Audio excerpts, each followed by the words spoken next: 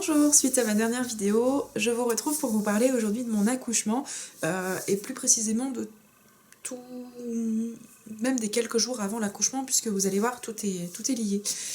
Donc le lundi 11 janvier, je vais chez ma gynécologue pour un suivi de contrôle. Et suivi de contrôle ? Oui, enfin bref, pour un rendez-vous. Et voilà, tout se passe bien, hein. Elle regarde bébé sous toutes les coutures, elle me prévient qu'il est prévu pour être un gros bébé, donc minimum 4 kilos, mais qu'au vu de mon bassin, ça devrait poser aucun problème. Voilà, donc elle observe mon col qui est tout à fait serré, je suis loin d'accoucher à ce moment-là, et me prend la tension. Alors jusqu'à présent, la tension n'avait pas été un souci, et à ce moment-là, tension qui grimpe en flèche, donc...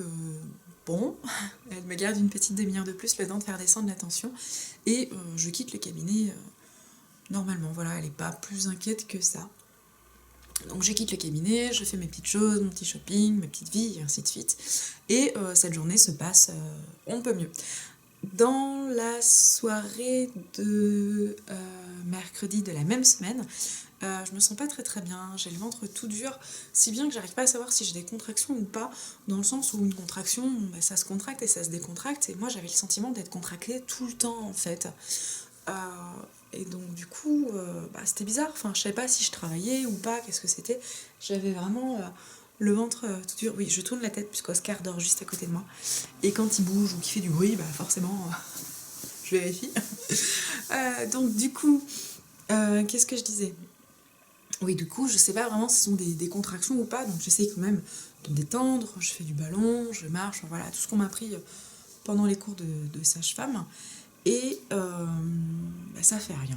Je prends du spasson, ça change rien, je prends une douche, ça fait rien, si bien que je décide quand même d'appeler la salle d'accouchement pour leur poser des questions, et dans le doute, ils me conseillent de venir. Donc, avec Romain, on y va. On va faire un tour à la mater. Au final, je suis mise sous monitoring pendant à peu près 4 heures. Alors, il s'avère que j'ai bien des contractions, mais toutes petites, hein, donc de préparation du travail, donc là, pas d'inquiétude. On me fait un bilan sanguin qui est nickel, et on me prend la tension qui, une fois de plus, est très haute. Donc au bout de 4 heures, ma tension finit par redescendre à la normale, et ma gynécologue qui était de garde ce jour-là, enfin cette nuit-là, me dit bon écoute, tout va bien pour l'instant, samedi on refait un bilan, donc tu reviens, on fait un bilan sanguin et prise de sang, enfin tension, et monitoring, et si jamais tu as à nouveau ces symptômes qui reviennent, tu reviens boire, vraiment, tu cherches pas à comprendre, tu reviens boire. Ok. Le jeudi, vendredi, samedi, tout se passe bien. Je vais à nouveau à la maternité faire mes contrôles. Tout est nickel. Donc voilà, pas d'inquiétude, pas de tension, rien. Donc voilà, la gynécologue me dit, prochaine fois qu'on revoit, c'est pour l'accouchement. Ah, ok. Ok. Le dimanche se passe nickel. On est même en famille d'ailleurs ce dimanche-là. Tout va bien. Je me sens bien, un peu lourde, mais je me sens bien. Enfin voilà, comme toute femme enceinte qui arrive au terme. Et dans la nuit de dimanche à lundi, rebelote, vers 5h du matin, je suis réveillée par ce ventre qui durcit et qui ne redescend pas. Donc voilà, 5h du matin, Romain est censé bosser le lendemain, donc je me dis, je vais attendre un petit peu, voir comment ça se passe. Si ça va pas, dès que le cabinet ouvre, j'appelle la gynéco, Romain me jette à la mater, entre guillemets, et puis de toute façon on va juste faire un contrôle, ils vont me garder 3 heures, et puis je rentrerai en bus, quoi. Vraiment, je suis dans cet état d'esprit-là. Je prends une douche en pleine nuit, ça change rien, et ainsi de suite. Donc on se réveille, enfin Romain se réveille, puisque moi, c'est un petit moment que je t'ai réveillée. J'appelle donc la gynéco à 9h au cabinet, et je lui demande si je passe la voir au cabinet ou à la mater. Elle me demande de l'argent à la mater directement. Et donc ça, il était 9h le lundi. Vers 11h à peu près, on arrive à la maternité, le temps que Romain se réveille tranquillement, qu'il déjeune, qu'il prenne une douche, que je finisse la valise, ainsi de suite. Et voilà, on arrive vers 9h, vers 11h. Là, dès que j'arrive, on me met sous monito, on me prend la tension, le monito reste tranquillou. La tension, hein, voilà. Voilà. Donc du coup, ma gynécologue arrive, me dit, tu n'es pas en train d'accoucher, puisque le col était toujours bien serré, bien long, enfin voilà, tout ce qu'il faut. Donc tu n'es pas en train d'accoucher, c'est sûr. Par contre, ta tension 3 fois en une semaine, moi ça m'inquiète. Je te garde, je te déclenche. Ok, ok, on est parti dans l'aventure. Donc je sais que je vais accoucher logiquement dans les heures qui suivent. Pour autant, j'en parle pas. J'en parle qu'à ma maman. Parce que voilà, je veux pas inquiéter les gens, donc j'en parle pas sur Facebook. J'en parle pas à mes amis, y compris ma meilleure amie qui me le reprochera par la suite, gentiment hein, bien sûr, mais voilà, j'évite d'en parler parce que je veux pas inquiéter les gens, parce que bah voilà, c'est qu'un déclenchement entre guillemets, c'est pas encore fait. Donc du coup, pour me déclencher, il faut dans un premier temps faire mûrir mon col, c'est-à-dire faire ouvrir mon col. Et donc pour ce faire, on utilise ce qu'on appelle un tampon. Alors ça n'est tampon que le nom, hein, puisqu'en fait c'est une bandelette de papier. J'ai des jambes qui se poupent. Donc une longue bandelette de papier qui doit être longue comme ça à peu près. Qui est un peu imbibé de produit et qu'on va vous insérer à l'entrée de l'utérus. Le produit qui est utilisé est relativement irritant, très très irritant, mais voilà, c'est pour aider le col à s'ouvrir. Et avec cette technique-là, normalement, on dilate d'à peu près 1 par heure. Donc en 10 heures, c'est plié quoi, normalement. Il faut savoir que ce produit-là déclenche des contractions. Contractions que j'ai eues dans le bas des reins, donc assez douloureuses, supportables, mais assez douloureuses. Et on me prend la tension toutes les demi-heures pour ce premier jour. Ah, il y a un bébé qui s'est réveillé. Voilà. Bébé bouchon. Bébé. Allez, hop, viens sur les genoux de maman. Donc, voilà. Allez, mon cœur. On fait dodo. Donc, j'ai une prise de tension toutes les demi-heures à ce moment-là. Donc la tension reste haute, stabilisée, mais haute. Donc du coup, voilà. À 18h, on me fait un toucher vaginal pour vérifier l'ouverture de mon col. Et il s'avère que entre 11h30 et 18h, j'ai dilaté de 1. Voilà. voilà. Seulement de 1 en 6h30. Donc autant vous dire que c'est assez décevant. Qu'on me garde, hein, bien sûr. Je monte en chambre, j'ai toujours des contractions, j'ai toujours la tension haute. D'ailleurs, on va me contrôler la tension plusieurs fois par nuit. Mais bon, ben voilà, c'est comme ça. De toute façon, il faut attendre, il n'y a rien d'autre à faire. Hein, donc voilà. Le lendemain, 8h, retour en salle de travail. Le tampon ne peut pas être réinstallé, il faut utiliser une autre technique qu'on appelle un gel. Donc c'est un gel façon lubrifiant qui pareil contient un produit irritant, blablabla. Pour aider un petit peu à tout ça, ma gynécologue m'a fait ce qu'on appelle un décollement. Donc clairement, elle prend son doigt, elle fait le tour du col de l'utérus pour décoller les membranes et accélérer l'ouverture des portes entre guillemets. Alors, normalement, un décollement de membrane, ce n'est pas agréable, mais ce n'est pas spécifiquement douloureux. Normalement, moi j'avais eu quasiment 24 heures de produit à l'intérieur de l'utérus et produit qui est reconnu comme vraiment très irritant, voire même abrasif. Donc franchement, je l'ai senti passer. Je vais pas dire le contraire. Bon, après, c'est une douleur qui est puissante au moment et qui repart aussi vite. Hein. Voilà, on a pas mal pendant 3 heures. Mais très honnêtement, moi, je l'ai senti passer. Mais bon, il fallait le faire. Hein. C'était censé aider, donc on l'a fait.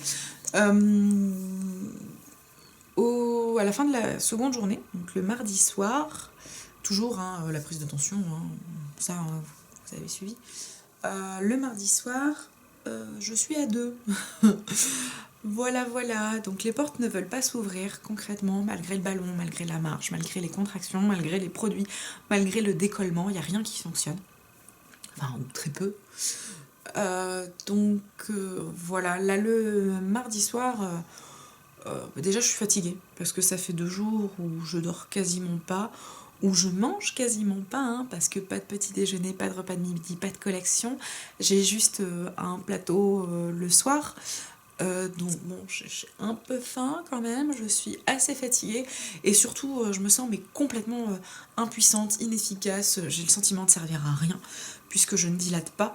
Voilà, je suis un peu en colère contre moi-même et voilà, le moral est pas au beau fixe et bon, bah, c'est comme ça, hein, donc j'ai pas le choix, on continue. Ma gynécologue donc passe me voir vers 18h30 à peu près dans ma chambre, me prévient qu'elle ne sera pas là le lendemain, que pour autant j'accoucherai mercredi. Ça c'est une certitude, qu'ils vont me déclencher, donc ils vont utiliser un produit qui s'appelle l'ocytocine qu'on vous met en perf, en gros, et que mercredi j'accouche. Voilà, c'est comme ça et pas autrement. Elle m'indique aussi que si jamais il devait y avoir des complications, notamment à cause de ma tension, elle a donné pour consigne qu'on l'appelle, pour qu'elle puisse prendre les grandes décisions, quitte à venir, elle est là sous une demi-heure maxi. Donc voilà, que tout va bien se passer, que s'il faut elle sera là, et que je m'inquiète pas, et que dans tous les cas, jeudi, elle viendra me voir si elle a pas pu, si elle m'a pas vu mercredi. Ok. Donc on passe une dernière nuit à deux, on sait que c'est la dernière nuit à deux. On dort pas très très bien forcément. Mais voilà, c'est comme ça. Donc le mercredi matin à 8h, me voici cette fois-ci en salle d'accouchement directement. Donc j'ai le droit d'être complètement à poil sous ma petite blouse en papier, tout ça. À 9h à peu près, on me perfuse.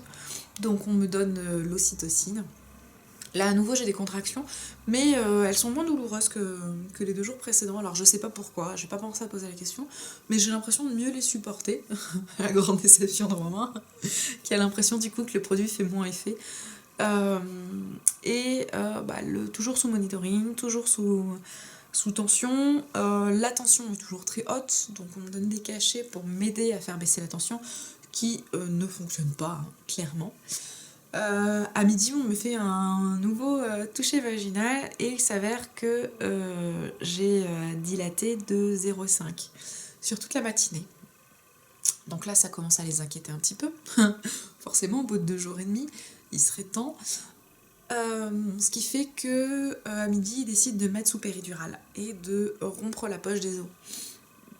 Donc ça, c'est assez rigolo. Au niveau de la péridurale, moi, franchement, je m'en faisais tout un plat et voilà, j'ai été hyper bien piquée. En fait, ça se passe en 2 temps. Dans un premier temps, vous avez une première injection d'un liquide qui est froid et c'est surtout ça que j'ai senti. Mais voilà, c'est simplement le sentiment d'avoir un liquide qui vous coule sur la peau, hein, tout simplement. Qui est un anesthésiant local, pardon, je vais y arriver. Et ensuite, j'ai été piquée, hein, pour installer le cathéter. Moi, ça s'est vraiment très très bien passé. Alors, je pense que l'anesthésiste aussi a été très bon. La petite sage-femme qui était en face de moi, qui m'a aidé à me mettre dans la bonne position, à bien souffler et tout, elle était adorable, donc ça a joué aussi. Mais franchement, la péridurale, voilà, ça s'est hyper bien passé, donc voilà. Une dizaine de minutes après, je suis de retour, les jambes écartées et ainsi de suite. On me rompt la poche des os. Alors c'était assez rigolo comme moment. Pour moi, ça restait même un bon souvenir puisque j'avais les jambes complètement insensibilisées, toutes froides. Et sentir ce liquide tout chaud qui tout d'un coup... c'est assez bizarre comme sensation, mais c'était rigolo. Moi, ça m'a fait marrer, faut pas chercher. Et voilà, la poche des os est rompue, c'est le moyen ultime de me faire dilater. Donc maintenant, il n'y a plus qu'à attendre, surveiller, puis logiquement, dans les heures suivantes, on est censé être 3. Le temps passe, je suis toujours sous monito pour une tension qui est toujours très haute. Et vers 15h, le cœur d'Oscar commence à avoir des loupés. Loupés dans le sens où il nous fait du 160, 100, 160, 100, 160, 100. Chose qui ne plaît pas beaucoup à la sage-femme qui s'occupe de moi. Si bien qu'elle décide d'appeler ma gynécologue pour la tenir informée. Et après qu'elle a appelé la gynécologue, elle passe me voir et elle me dit « Bon bah voilà, j'ai appelé votre gynécologue, elle sera là dans une demi-heure, je vous cache pas que j'ai demandé une césarienne. » Ok, ça c'est dit. Mon état d'esprit dans ce moment-là, je me pose pas plus de questions que ça parce que ça fait déjà 2 jours et demi que j'y suis, que je suis épuisée. Comme je disais, j'ai ce sentiment de pas y arriver, de servir à rien. Donc voilà, j'ai presque envie d'être débarrassée de l'accouchement entre guillemets. Et puis je m'inquiète un petit peu pour le petit, donc j'ai qu'une envie, c'est que ça soit fini, qu'on soit tous les deux en parfaite santé. Et voilà, qu'on commence notre vie à 3, et ça y est, je suis prête dans ma tête. Bon, j'étais prête en 10 minutes à peu près, hein, parce qu'avant je l'étais pas vraiment. Mais voilà, maintenant il faut que ça avance, donc voilà, la priorité c'est la santé du petit, donc soit quoi. Ma gynécologue arrive vers 15h30, donc une demi-heure plus tard. Elle me dit qu'elle me laisse une demi-heure pour dilater, et que si c'est pas le cas, ça sera le bloc. Une demi-heure plus tard, hein, je suis toujours à 2,5. Hein. Voilà, j'étais dans le comble de mon efficacité, la tension est toujours haute, le cœur du petit fait toujours des siennes. Elle tâte un petit peu mon ventre, il s'avère que le petit est très très haut, donc dans tous les cas, lui, il n'a pas décidé de sortir. Donc on va ouvrir la fenêtre et puis on va l'aider, ce petit bonhomme. Donc on m'installe dans le bloc-up. C'est assez impressionnant dans le sens où il y a des lumières partout, il fait très froid. Voilà, il y a plein de gens autour de moi. Enfin, de toute façon, elle avait un interne. Je sais pas, il devait être peut-être 5 ou 6. Enfin, c'était assez impressionnant. Une chose qui a été très agréable pour moi, c'est le fait d'avoir Romain à mes côtés. Même si il était avec la toque, le masque, les surchaussures, enfin la totale, il a été tout rhabillé, on aurait dit un schtroumpf. Mais ça a été un bon point. Et le fait que ma gynécologue soit là, quelqu'un qui m'a suivie pendant 9 mois, en qui j'ai confiance, qui m'a en plus tout expliqué de A à Z pendant la césarienne, soit là, voilà, moi je me suis vraiment très très bien sentie. Et en 4 minutes, à partir du moment où elle a utilisé son scalpel, 4 minutes après, Oscar était né, a poussé son premier cri, elle nous l'a présenté, et la première chose que j'ai dit c'est « Oh, il est énorme !» Alors faut dire que j'avais de l'oxygène, hein, donc j'avais vraiment l'impression d'être shootée, mais je le voyais vraiment très très gros. Sachant que c'est un bébé qui faisait 41 cm, alors il était grand, certes, 51 cm, oui 51 cm pour 3,4 kg en arrondissant, donc pas un si gros bébé que ça, grand mais pas spécialement lourd, pas spécialement gros, mais avec l'oxygène, je sais pas, j'ai dû le voir déformé ou quoi que ce soit, mais je l'ai vraiment trouvé énorme quoi. Donc voilà, Oscar est emmené dans une salle spécialisée avec Romain pour les premiers soins, hein, et moi je reste sur la table avec ma gynécologue qui me recoue, qui m'explique tout ça, qui me rassure, et qui au passage m'explique 2-3 petites choses qui expliquent mon état au niveau de ma tension et du cœur d'Oscar qui avait des ratés. Ça venait tout simplement du cordon qui avait fait un nœud. Alors un nœud sur lui-même, hein, il n'y avait aucun risque pour Oscar, hein, il n'était pas autour du cou, mais il avait fait un petit nœud sur lui-même, donc forcément ça passait moins bien, ce qui expliquait ma tension et son cœur. Et elle m'expliquait que dans tous les cas j'aurais fini en césarienne, puisque le petit ayant un périmètre crânien de 32, 38, 48,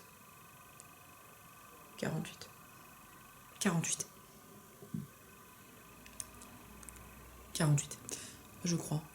Là où les bébés moyens ont un périmètre de 45, bon, je sais qu'il y a un delta de 3 cm, mais du coup je sais plus si c'est 38 ou... Non, ça doit être 38. 38, oui, le périmètre crânien de Kayla qui a 1 an est déjà à 47, donc ça devait pas être 48. Donc de 38, dans tous les cas, il ne serait pas passé. Donc j'aurais eu une césarienne en urgence, entre guillemets, et je l'aurais peut-être beaucoup moins vécu. Beaucoup moins bien vécu. Donc voilà, elle me recoue, et 20 minutes plus tard à peu près, je me retrouve en salle de réveil, où je rencontre officiellement mon bouchon, où on me le met en peau à peau, où je fais la première tétée d'accueil. Et on y restera à peu près 2 heures dans cette salle-là. Vers 19h, je remonte dans ma chambre où j'ai le plaisir de présenter Oscar à ses grands-mères, donc la mère de Romain, ma maman, et le père de Romain qui était présent pour ce moment-là. Et puis voilà, le petit bonhomme est né. Moi je suis fatiguée forcément. Lui aussi parce qu'il a passé beaucoup de temps à dormir. Mais on est heureux, c'est tout ce qui compte. Donc voilà pour cet accouchement qui a été un petit peu complexe, on va dire. J'ai tout vécu, tous les déclenchements possibles, la césarienne. Voilà. À travers ce témoignage, moi je souhaitais juste rassurer les mamans. Alors je sais que certaines césariennes sont très très mal vécues. Bébouchon, qu'est-ce qui se passe ? Je sais que certaines césariennes sont assez mal vécues, voire même très mal vécues par les mamans. Mais il existe des césariennes qui se passent très bien, qu'on peut psychologiquement très bien vivre. Et c'est vraiment le témoignage que je veux moi apporter aujourd'hui, puisque j'en garde un excellent souvenir. Bon, une balafre comme ça, quand même, mais j'en garde un excellent souvenir. Voilà, le fait que ma gynécologue soit revenue exprès pour moi, le fait qu'elle m'ait demandé de pousser pour l'aider à faire descendre Oscar, qui était vraiment très très haut, qui voulait pas sortir de maman. Voilà, tout ça font que ma césarienne est un bon souvenir. Vraiment. Je dirais pas que c'était un moment magique, hein, parce que ça reste un bloc opératoire et ainsi de suite, mais quand je vois toutes les mamans qui s'inquiètent et toutes les remarques que j'ai eues des «Oh mon Dieu, t'as eu une césarienne?» parce que ça a été la réaction de tout le monde. Et ben non, j'ai envie de dire voilà, que certaines césariennes se passent bien. Voilà, on est en bonne santé tous les deux, tant lui que moi. Je n'ai plus du tout eu de problème de tension depuis, hein, d'ailleurs. Moi qui n'avais jamais eu de problème de tension, ça a été vraiment une première dans l'accouchement, donc c'est quelque chose qu'on surveillera pour la prochaine grossesse. Mais voilà. Vraiment, c'est un bon souvenir. Et voilà, toutes les césariennes ne sont pas catastrophiques, même si certaines ont pu l'être et le seront encore, hein, parce que voilà, ça reste un acte chirurgical. Mais voilà, je voulais apporter un témoignage positif d'une césarienne. Donc voilà. Voilà. Je vais m'arrêter là sur ce récit, parce que voilà, ça fait un petit moment que je parle. Prochainement, je vous filmerai le volet qui se ferme. Prochainement, je vous filmerai un bilan des 3 mois d'Oscar. Voilà, pour vous dire où est-ce qu'il en est dans sa croissance, comment ça se passe à la maison, les nuits, et tout ça. Voilà, je vous fais tout plein de bisous. On se retrouve très très vite. Et puis d'ici là, prenez soin de vous. Salut